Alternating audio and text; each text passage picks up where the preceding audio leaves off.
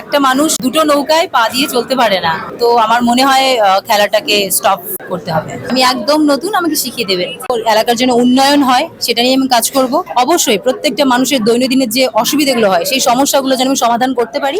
খেলার ময়দান থেকে এবারে সরাসরি রাজনীতির ময়দানে মূল অনুপ্রেরণা কি, কেন তৃণমূল কংগ্রেসেই আসা? আমি কালকে বলেছিলাম যে আমি দিদির অনুপ্রেরণায় অনুপ্রাণিত এবং অবশ্যই দাদারও। আর আমি চাই মানুষের জন্য কাজ করতে। তো কাজ করার জন্য আমার অবশ্যই একটা প্ল্যাটফর্মের দরকার, এবং প্ল্যাটফর্ম চাইতে গিয়ে চাওয়ার আগেই দিদি আমাকে অ্যাপ্রোচ করে যে তুমি আমাদের সাথে কাজ করো। দিদি স্পেশালি আমাকে রিকোয়েস্ট তো বলবো না, আদেশ করেছেন যে স্বপ্না তুমি আমাদের সাথে কাজ করো। তো দিদিও বলছেন আমাদের সাথে কাজ করো, দাদাও বলছেন স্বপ্না তুমি জয়েন করো। মানে সরি, অভিষেক দাদা। তো ওনারা দুজনেই চাইছেন আমি যেন আসি, আর মানুষের জন্য আমি কাজ, আমার ইচ্ছেও মানুষের জন্য কাজ করা, এবং ওনারাও চাইছেন যে আমি যেন কাজ করি ওদের সাথে। তো ভালো প্ল্যাটফর্ম পেয়ে গেছি, দেন কাজেরও সুযোগ পেয়ে যাব। অলরেডি দিদি সবার জন্য কাজ করেছেন, এবং আমি যেহেতু আছি আমি চাই দিদির হাতটা শক্ত করে ধরে রাখতে। কিন্তু তোমার খেলার দুনিয়ায় একটা গুরুত্বপূর্ণ ইমেজ রয়েছে অ্যাথলিট হিসেবে, সেই ইমেজটাকে কি রাজনৈতিক শক্তি পাইয়ে দিচ্ছে? কি মনে হচ্ছে? এরকম কিছু না, আমার আগে থেকেই আপনারা সবাই জানেন আমি খেলাধুলার মেয়ে।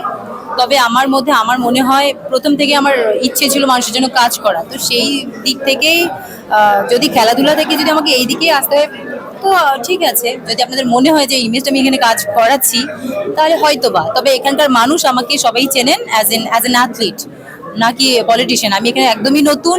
আর যেহেতু নতুন, আমি চাইবো এখানকার যত মানুষ আছেন, যত অভিভাবক আছেন, ওনারা আমাকে পরামর্শ দেবেন, এবং ওনাদের সহযোগিতা নিয়েই আমি মানুষের জন্য আরো ভালো যেন কাজ করতে পারি, তার জন্যই লক্ষ্যে আগাচ্ছি। রাজনৈতিক জীবনের ব্যস্ততার মাঝে খেলার দুনিয়ার সাথে কি যোগাযোগ রাখা সম্ভব?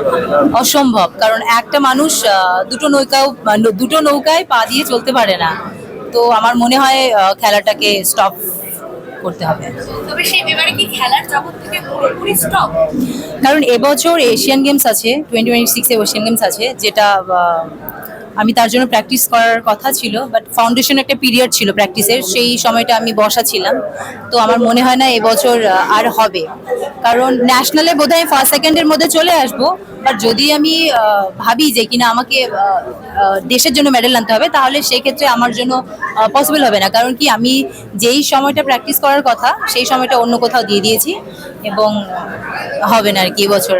রাজনীতির ময়দানে তোমার রাজনীতির বিষয়গুলো ধারণাই নেই, এই যে ডাবগ্রাম ফুলবাড়ি ধারণা নেই কোথায় আছেন, তো অভিভাবকেরা আছেন, সবাই আছেন, আমাকে শিখিয়ে দেবেন। আমি একদম নতুন, আমাকে শিখিয়ে দেবেন। এই যে ডাবগ্রাম ফুলবাড়ি বিধানসভা কেন্দ্রের মানুষের পালস বুঝতে কতটা সময় লাগে?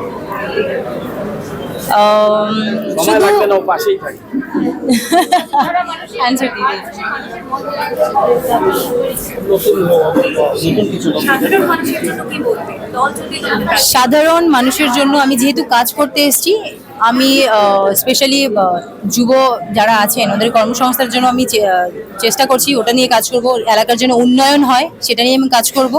অবশ্যই প্রত্যেকটা মানুষের দৈনন্দিনের যে অসুবিধাগুলো হয় সেই সমস্যাগুলো যেন আমি সমাধান করতে পারি, তার জন্যই রাজনীতির পথে আসা।